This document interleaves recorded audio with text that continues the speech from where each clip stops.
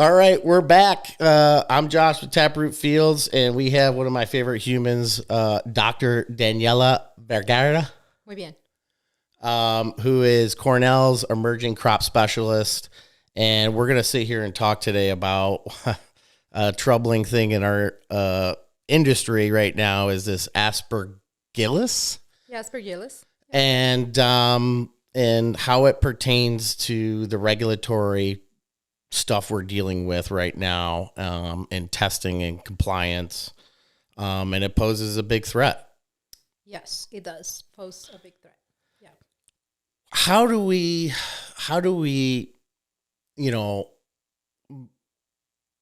differentiate between what we're dealt with now, I think, in the medical program versus the recreational program?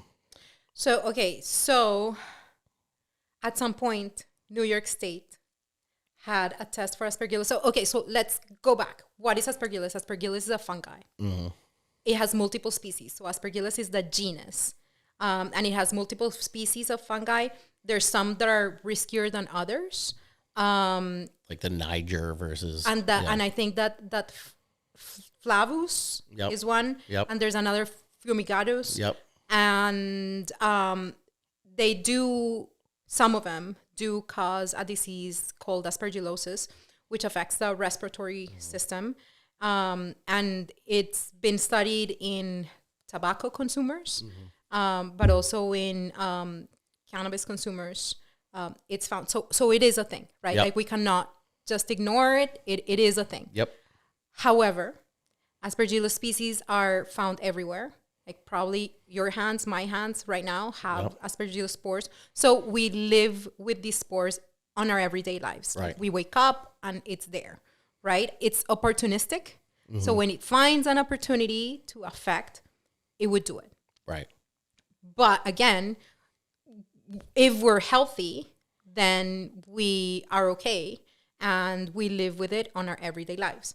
So New York State at some point had a threshold of colony forming units, right? So they would plate the whatever was found on the flower, and it had a threshold of colony forming units. Now this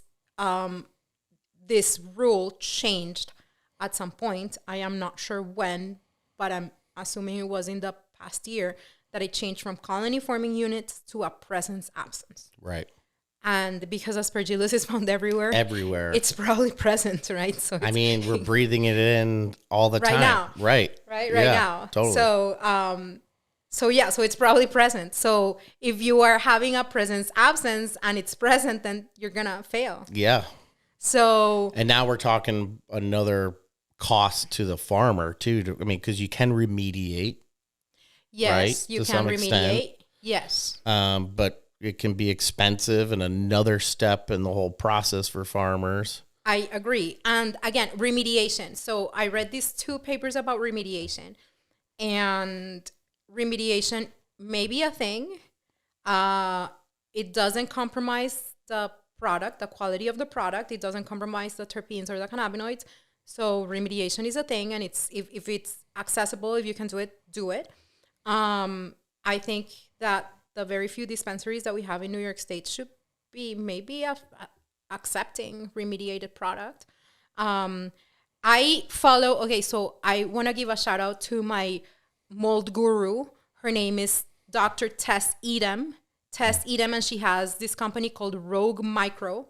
And much of the information that I've gotten is from her, and I really appreciate her patience with me because I've, LinkedIn, like 30 seconds, every 30 seconds, I'm just messaging her. And she knows a lot, and she pointed me to very important papers. So please follow her. She did point it out that there's other industries that do not accept remediated product, like the food industry. But again, the food industry may not be under such a harsh scrutiny than other industries that were involved. Right. So, yeah, because my knowledge of Aspergillus comes from coffee, and me understanding that coffee has got a lot of Aspergillus in it, and a lot of times when you kick out your coffee after you've used it and it goes into someplace, it's one of the first things that comes out. Oh, interesting. And, but it's got GRAS treatment because you're drinking it, right? And so your acids in your stomach can, effectively kill that before it becomes an issue. Really, we're talking about is inhalation stuff, right, in the industry. And because your lungs are different than your stomach, right? And correct. Your lungs are much more susceptible than your stomach. So if you eat it, it has less negative consequences right. than if you are inhaling. So right. yeah, you're totally right. Currently though, there's not really a standard difference between medical grade cannabis and recreational grade cannabis. Yeah. And in New York State. In New York State. Yes. Yeah.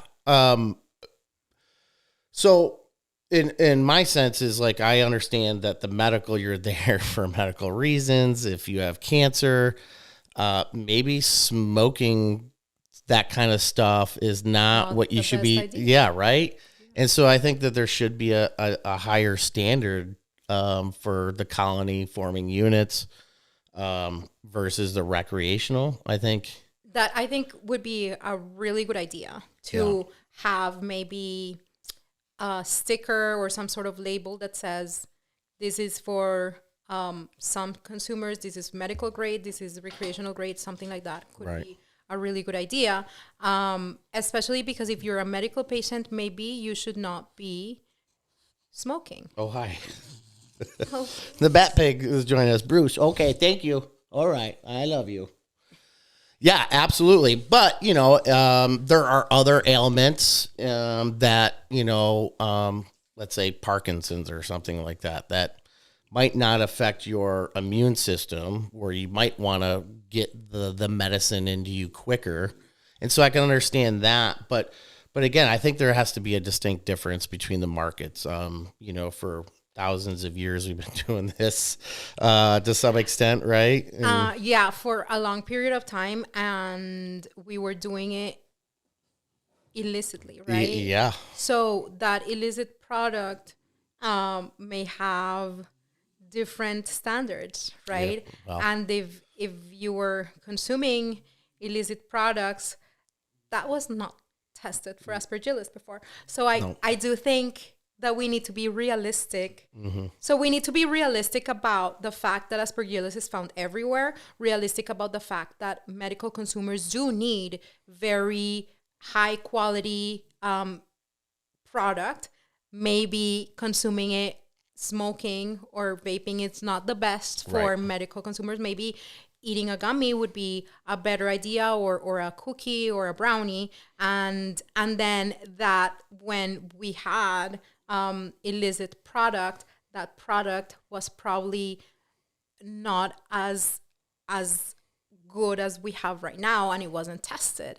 We have no idea. It might be good, but exactly. we don't know. Yeah, and that's totally true. And that's totally true. That's one of the big challenges that we're currently faced with. And so we're hoping that, by us talking today, that we can shed some light on some of these misnomers and some of the challenges in the industry, and this being a really big one.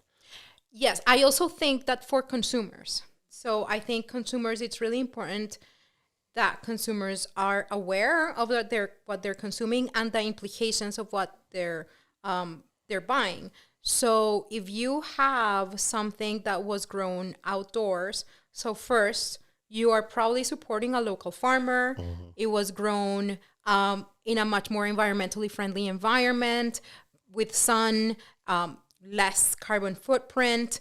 So that is really important.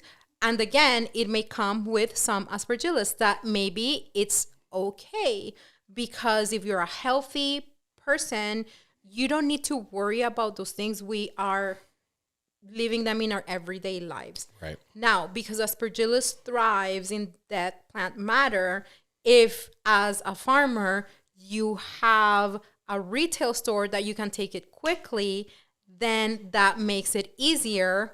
And if then it's sold quickly to a consumer, then the Aspergillus threat diminishes.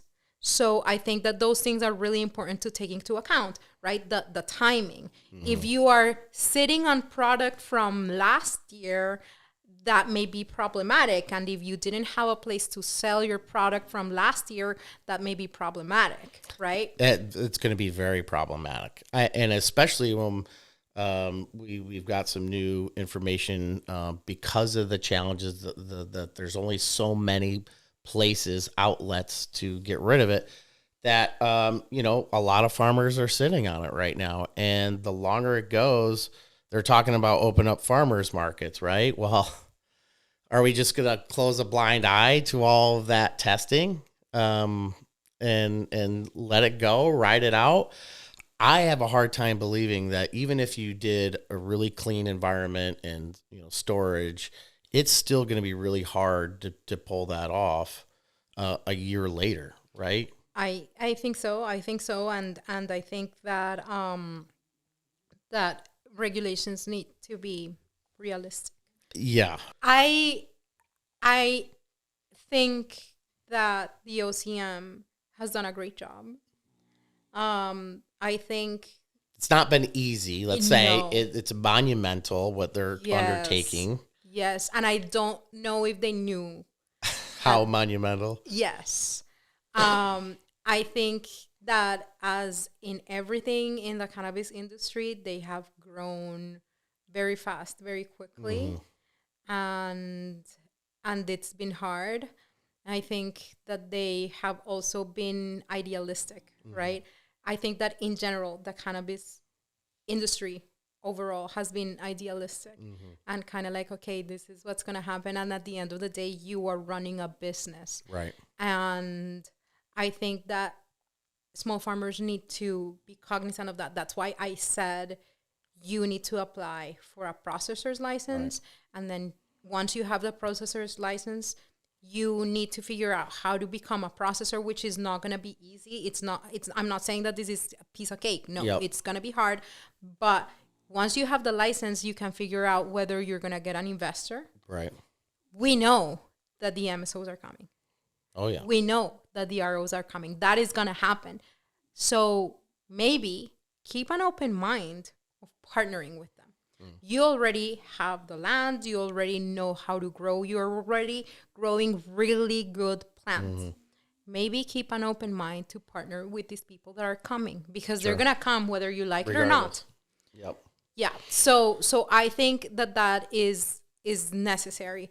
Now, if we look at other states, right? You and I are familiar with Colorado. And everyone is familiar with California because California is just like the hugest market in the U.S., right? It's like the fourth or the sixth biggest market in the world. Yep. So we know that in California, the overregulation killed the small farmers. We know that. We know that in California, going to buy cannabis at a store is even more regulated than water, right? Reason why the small farmers were completely killed. Now, in Colorado, the situation was different because in Colorado, you could be vertically integrated, right?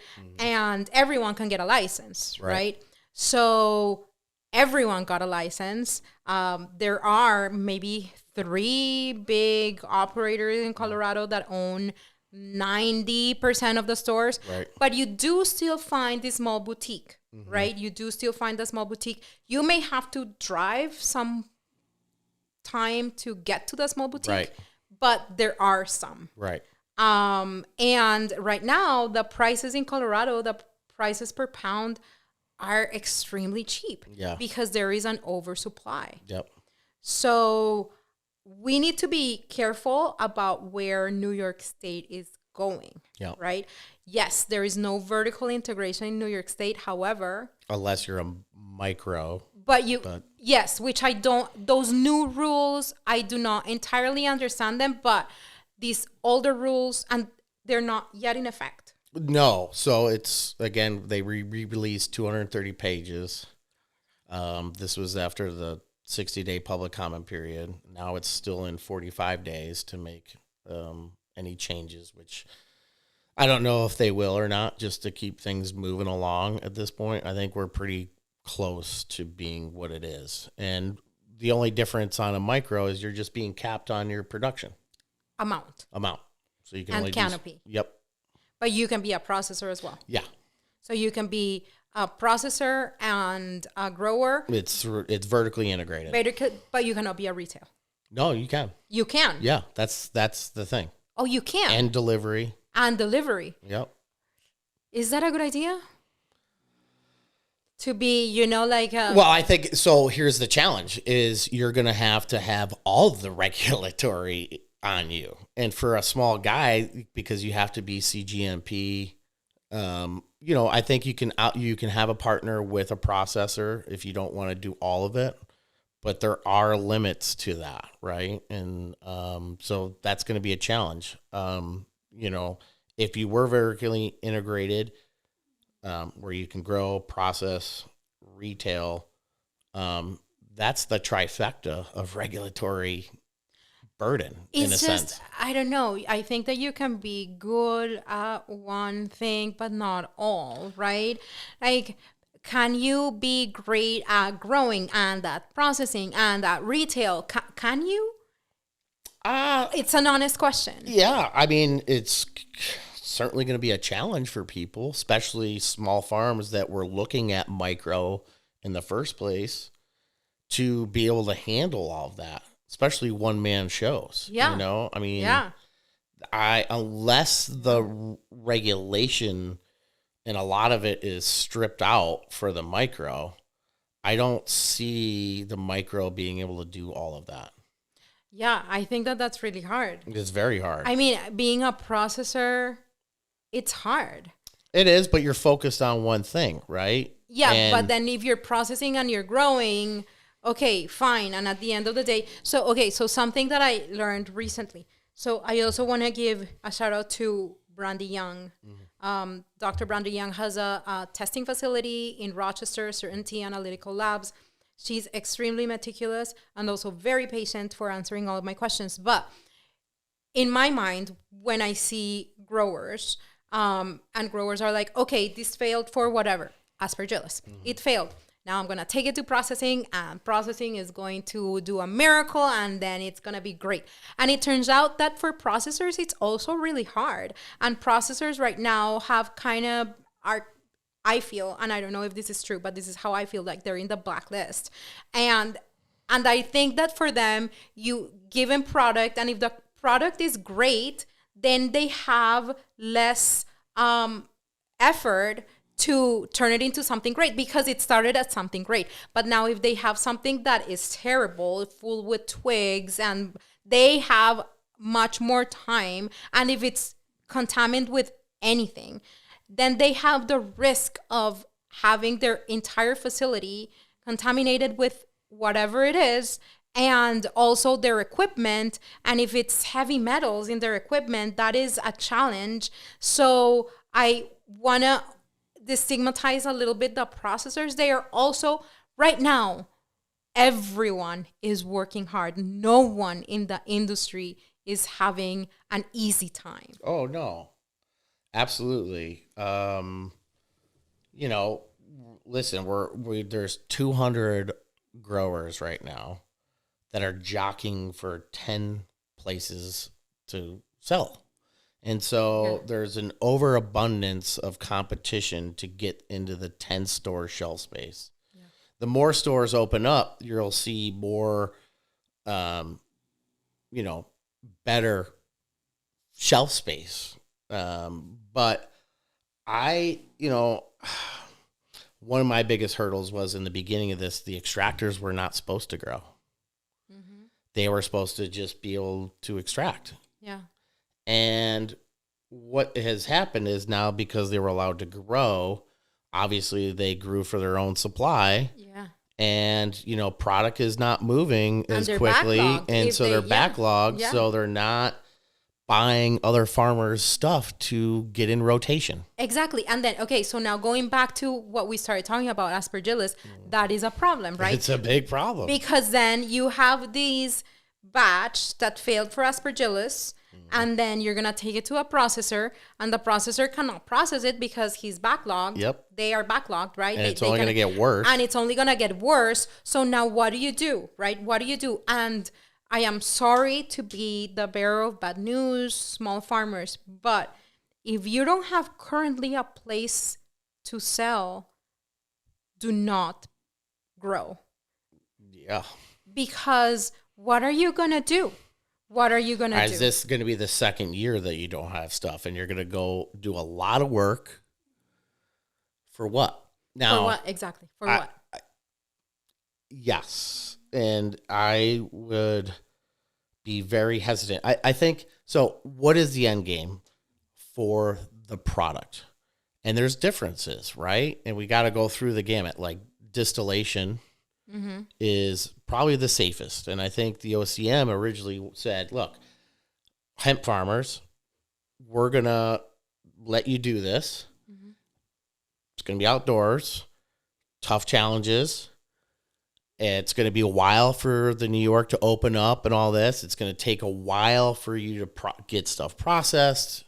I mean, that's why we stuck to what we did and had everything extracted, because now it's more stable. It could be cleaner, less room to store it. And now I can take my time to make products and go through the testing and eventually be ready to be rolled out. Whereas flour, because we didn't have any of the regulatory stuff for that, but the money's there. And we seem to do this every year, even in CBD, where no extraction, and then halfway the prices drop and everybody changes gears into the flour game. But it's a lot of extra work to go through that. And I just didn't see that being a thing for us. I mean, we just knew that it was going to be a slow rollout. And that's why we decided to do that in the beginning. Because now I have something that doesn't take up a lot of space, for one. It's going to be stable for years if I keep it and store it in a relatively, and I'm not opening it up. And yeah. So that was a smarter play for us. And I think that's one of the only reasons why, we could slowly move the product out. But a lot of farmers didn't have that ability. They didn't make the connections with the processors to set up something or have that. They were just kind of waiting to shop it. And unfortunately, that price just kept on going down and down. And now they're desperate. Yeah. And that's the worst feeling in the world, is seeing farmers being desperate. I know. And it's really sad. It's hard. It's really hard. Because this was designed to help the farmers. Yes. Yes, it was designed to help. And I think, being an outsider and being an outsider from everywhere, right? Now that I see New York State and understanding New York State, everyone wants a piece of New York City, right? And New York City, it's kind of like its own little world. New York City is the number one cannabis consuming city in the world. I mean, it blows LA away. I think LA is like number 6 on the list. Oh, really? Yeah. 777 metric tons gets consumed every year in New York. I don't even know how much. That's a lot. It's a lot of stuff. And so everybody saw this, right? And wanted to jump into this market, right? But it's not easy because there's already stuff there going on, right? Yes, and you already have the little truck there. Oh, yeah. And then you stop to the illicit shops. So I actually, the last time I was in New York City, just out of curiosity, I stopped into these shops and I wanted to know what they were selling. And, you see all of these products from California, which California is a metric state. Yeah. So how does this even exist? From seed to sale. Yeah. Really? From seed to sale, seed to sale in a illicit shop. I do want to point out, too, that a lot of the times the consumer doesn't care, unfortunately. I think you have some people who will read the back of labels and make purchases based on what they're reading. Or and you smell it. Yeah. You look at it. Yeah. You look at the label. Yeah. I mean, how I shop is the smell and the look of it. Hey, right? you know what I found out recently? I think that Canada, you cannot open the Yeah. jars. Yeah. Did you know about this? Yeah. And I'm like, so how do people shop? And Colorado too, I think in some ways they would do a bait and switch. Like you have jars to look at it, but then what you get when you make the purchase isn't necessarily what was in that jar either. Oh, really? I Oh don't yeah, know, you get 'cause- like larf and all the stuff they're trying to move, and so yeah, you don't really know. And I get it to some degree. You don't want to like open up a jar, have my good buddy Aspergillus going into it, which there. I actually do think that would be, like, okay, having a place that you can send it to the shelf right away, right? And then trying not to open it as much. Yeah. Which I don't know if that is going to be realistic, because you open it and you smell it, and then you look at it, and then, right, you see the label. So, but yes, the less that you open it, And the interact. better. Yeah, totally. Yes. Well, I don't know if we're going to solve all the problems today of Aspergillus, but I do wanted to just get it out there that this is a challenge. And I think, do we have warning labels saying that this could be a thing? Like we do this for smoking cigarettes, right? Like may cause lung cancer, right? But people still make the choice to buy it, right? Yeah, and so I think it kind of needs, and coffee, right? And then yes, everything has a risk. Like it's a risk to go into your car, right? It's better if you are wearing the seatbelt. Yes, but you still can die in a car crash, right? Yes, even with a seatbelt. Yeah. Yes. So I do think that having less of a risk is important, and I do think that we are and the government, the OCM, is looking to get into the public and we are under scrutiny, right? Like the public they have an eye on us, right? So I understand that, but we need to be realistic. Personally, this is my opinion on the fact that I don't have a lot of faith in just the wholesale side. Where I'm hedging my bets is an experience. So we want to create something where we can feed people food, because we also grow food here, right? Yes. And bring them in, feed them, educate them, have some music, potentially create an experience for people that gets them outside of just them having their own purchase with this plant, right? And utilizing it. We want to bring people up and give them an experience, and then they can have that experience here. I think that's going to hold the value as this goes down.